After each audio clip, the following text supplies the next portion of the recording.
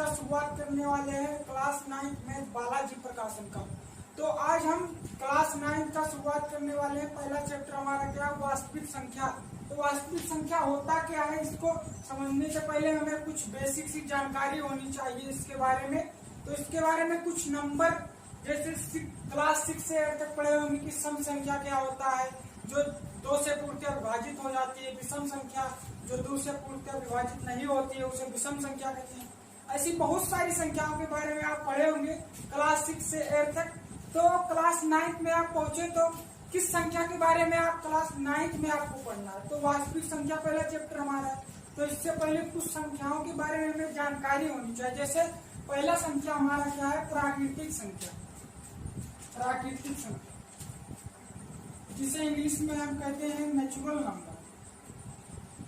Natural number. अब ये natural number क्या होता है, गिनती की संख्या, जो वह संख्या जिसे हम गिनने के रूप में प्रयोग करते हैं। गिनती की संख्या जैसे 1 2 3 4 गिनती की संख्या को हम प्राकृतिक संख्या कहते हैं। अब एक इसमें खास बात यह है कि कोई भी जैसे पूछ सकता है कि सबसे छोटी प्राकृतिक संख्या क्या होती है। तो सबसे छोटी जो प्राकृतिक संख्या होती है, क्या सबसे छोटी प्राकृतिक संख्या जो होती है वो हमारी 1 होती है। और सबसे बड़ी प्राकृतिक संख्या, अगर कोई सबसे बड़ी प्राकृतिक संख्या पूछे तो उसे हम नहीं बता सकते कि सबसे बड़ी प्राकृतिक संख्या क्या होती है। अगर छोटा कोई पूछता है तो 1 होता है। और एक खास बात और है इसकी कि मतलब प्राकृतिक संख्या जो होती है वो ऋणात्मक नहीं होती, क्योंकि गिनती की संख्या को हम प्राकृतिक संख्या कहते हैं। जैसे कोई भी वस्तु है तो उससे हम गिनेंगे तो धनात्मक, ये हम नहीं कह सकते कि -1 ठीक से -2, मतलब कोई भी चीज माइनस में नहीं हो सकती। तो प्राकृतिक संख्या जो है वो धनात्मक संख्या होती है। और प्राकृतिक संख्या, गिनती की संख्या को हम प्राकृतिक संख्या कहते हैं। और सबसे छोटी प्राकृतिक संख्या हमारी 1 होती है। उसके बाद हम दूसरी संख्या के बारे में पढ़ेंगे, पूर्ण संख्या। क्या हमारा पूर्ण संख्या,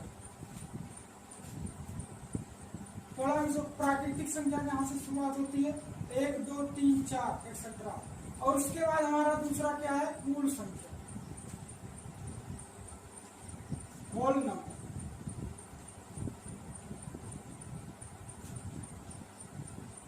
क्या है हमारा, होल नंबर या पूर्ण संख्या। तो पूर्ण संख्या एक्चुअल में प्राकृतिक संख्या से ही बना ही होता है। सिर्फ इसमें एक जीरो का डिफरेंस होता है, ये जिसमें जीरो भी शामिल कर लिया जाए। जैसे यहाँ पर लिखा है 1 2 3 4, तो 1 2 3 4 और यहाँ पर जीरो को भी इंक्लूड कर लिया जाए तो हमारा पूर्ण संख्या हो जाता है। तो हम क्या कह सकते हैं, यदि प्राकृतिक संख्या में जीरो को भी शामिल कर लिया जाए तो हमारा पूर्ण संख्या हो जाता है। अब एक खास बात यह है कि जैसे देख लीजिए यहाँ पर, ये क्या हमारा प्राकृतिक संख्या था, प्राकृतिक संख्या। अब ये जो प्राकृतिक संख्या है, ये जो पूर्ण, ये क्या हमारा पूर्ण संख्या, ये पूर्ण संख्या एक्चुअल में प्राकृतिक संख्या से बना ही होता है। तो हम कह सकते हैं, और पूर्ण संख्या क्या है, यदि प्राकृतिक संख्या में देख लीजिए यहाँ पर 1 2 3 यहाँ पर भी लिखा हुआ है, इसमें सिर्फ जीरो को शामिल कर लिया गया है तो हमारा पूर्ण संख्या बन गया है। यदि हम प्राकृतिक संख्या में जीरो को भी शामिल कर ले तो हमारा पूर्ण संख्या हो जाता है। और सबसे, अगर उसमें हम क्या बोले थे कि सबसे छोटी प्राकृतिक संख्या हमारी क्या होती है, 1 होती है, सबसे छोटी प्राकृतिक संख्या। लेकिन यहाँ पर सबसे छोटी पूर्ण संख्या यहाँ पर जो है वो 0 है। क्या यहाँ पर 0 है और इसमें 1 होता है। और ये भी ऋणात्मक संख्याएं नहीं होती है, मतलब पूर्ण संख्या कभी ऋणात्मक नहीं होती। और सबसे छोटी पूर्ण संख्या हमारी 0 होती है। उसके बाद अगला हम पढ़ेंगे क्या, पूर्ण संख्या के बाद हमारा आता है पूर्णांक। क्या आता है, पूर्णांक। पूर्णांक, यहाँ पर हम प्राकृतिक संख्या के बारे में पढ़े क्या, 1 2 3 4 और पूर्ण संख्या 0 से स्टार्ट होती है, क्योंकि सबसे छोटी पूर्ण संख्या 0 होती है। 0 1 2 3। और यहाँ पर यदि ये पूर्ण संख्या है, यदि पूर्ण संख्या में ऋणात्मक संख्याओं को भी शामिल कर लिया जाए तो हमारा पूर्ण संख्या हो जाता है। जैसे यहाँ पर 0, 1, 2, 3 ये हमारा पूर्ण संख्या, इसमें ऋणात्मक संख्या जैसे -1, -2, -3 इसको शामिल कर लिया जाए तो हमारा पूर्णांक हो जाता है।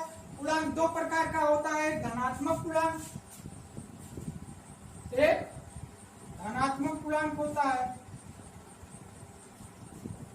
और एक ऋणात्मक पूर्णांक होता है।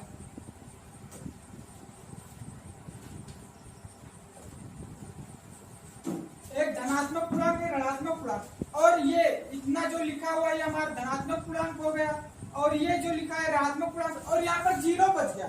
तो ना 0 ना तो धनात्मक पूर्णांक है और ना ऋणात्मक पूर्णांक है, लेकिन इसको ना हम धनात्मक कह सकते हैं ना ऋणात्मक को। 0 है लेकिन धनात्मक ऋणात्मक हम उसको नहीं कह सकते। तो यहाँ पर पूर्णांक क्या है? पूर्णांक जब हम पूर्ण संख्या में माइनस वाली संख्या को शामिल कर ले तो हमारा पूर्णांक हो जाता है। अगला हम देखते हैं परमेय संख्या। उसके बाद हमारा क्या है? परमेय संख्या। परमेय संख्या, रेशनल नंबर।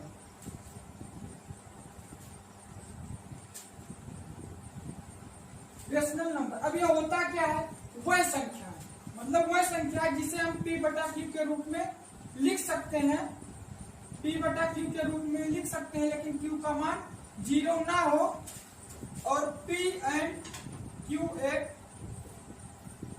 पूर्णांक हो। p और q एक पूर्णांक है। अब पूर्णांक के बारे में अभी हमने पढ़ा कि पूर्णांक वह मतलब पूर्ण संख्या में एक माइनस वाली संख्याओं को शामिल कर ले तो हमारा पूर्णांक हो जाता है। तो यहाँ पर वही कह रहा है कि जो मतलब देख लीजिए यहाँ पर परमेय संख्या होता क्या है? इसे हम क्या कहते हैं? अंश कहते हैं, और इसे हम क्या कहते हैं? हर कहते हैं। तो एक्चुअल में भिन्न ही होता है। यदि अगर हर में 0 हो जाता है, जैसे भिन्न कोई भी लिखे होंगे, जैसे 1/2, तो ये अंश से हमारा हर है। अगर यहाँ पर 0 कर दिया जाए तो ये अनडिफाइंड हो जाता है, इसका मतलब मान नहीं बता सकते, अनडिफाइंड है। तो वही जो भिन्न है वही मतलब एक्चुअल वही जो हमारा भिन्न होता है वही परमेय संख्या होता है, जैसे अंश और हर से बना है। लेकिन हर का मान जो है वो 0 नहीं होना चाहिए, और p और q जो है एक पूर्णांक होना चाहिए। जैसे यहाँ पर इसका एग्जाम्पल है 1, 2, 3, यहाँ पर 0।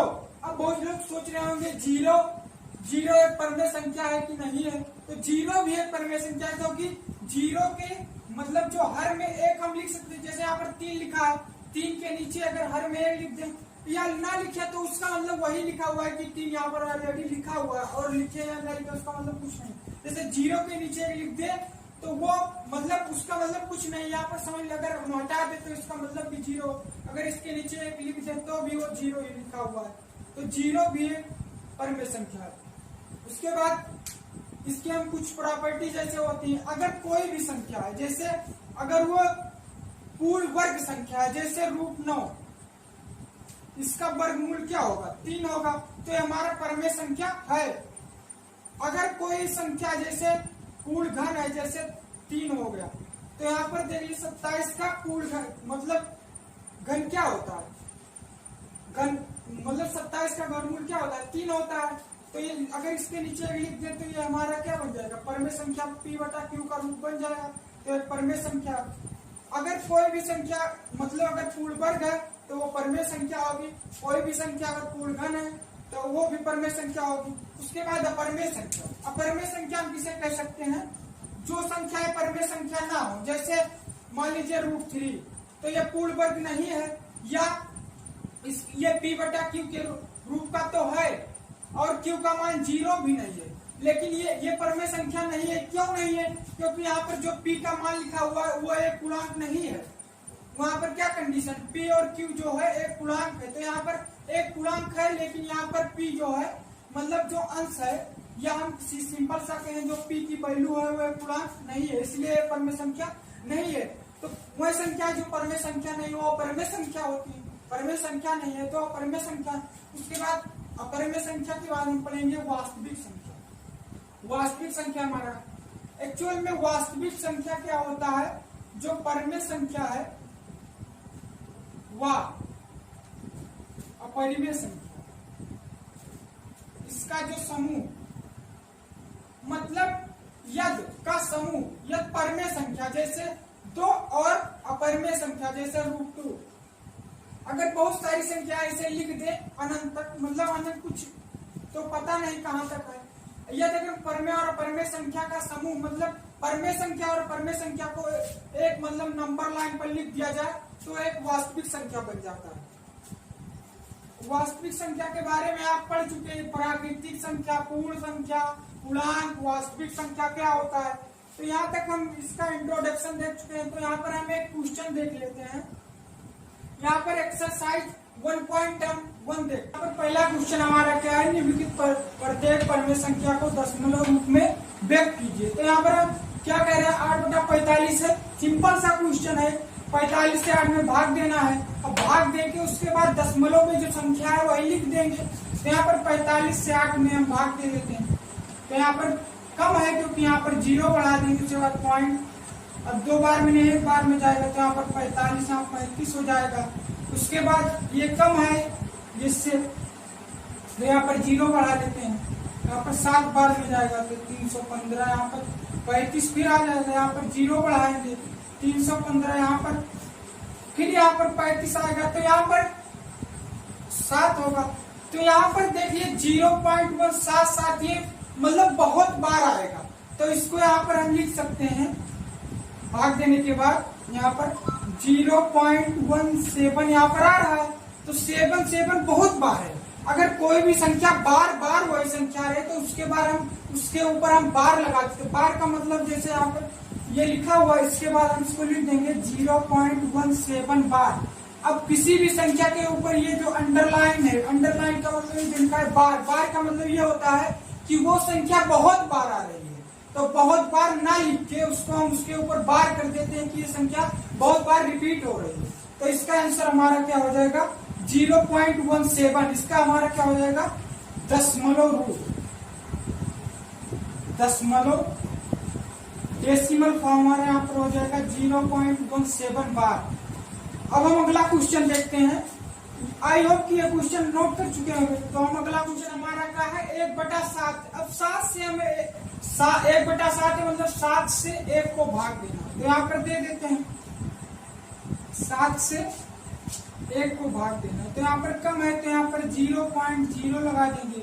उसके बाद 1 जाएगा तो 7, यहाँ पर 3 आ जाएगा। यहाँ पर 0 बढ़ा लेंगे तो 7 28 हो जाएगा। यहाँ पर फिर 2 आएगा तो यहाँ पर 0 लगा देंगे तो 7 14 हो जाएगा। यहाँ पर 6 आ जाएगा, 6 आएगा। उसके बाद यहाँ पर 0 बढ़ाएंगे तो 8 बार जाएगा। यहाँ पर 4 आ गया। उसके बाद हम इधर भाग करते हैं। यहाँ पर 4 आया है ना, तो जिन्हें आप फिर से करते हैं। 7 से 1 में करेंगे तो यहाँ पर 0, फिर पॉइंट होगा तो यहाँ पर 7, यहाँ पर 1 आ जाएगा। यहाँ पर 1 लिखेंगे। उसके बाद यहाँ पर 3 आएगा तो यहाँ पर 0 4 बार में जाएगा तो यहाँ पर 28, यहाँ पर 2 आ जाएगा। उसके बाद यहाँ पर फिर 0 बढ़ाएंगे तो यहाँ पर 6 आ रहा है। उसके बाद यहाँ पर 0 बढ़ाएंगे तो 8, यहाँ पर 4 है, यहाँ पर फिर 0 बढ़ाएंगे 5 बार। यहाँ पर 5 बार फिर आए, यहाँ पर फिर 0 बढ़ाएंगे।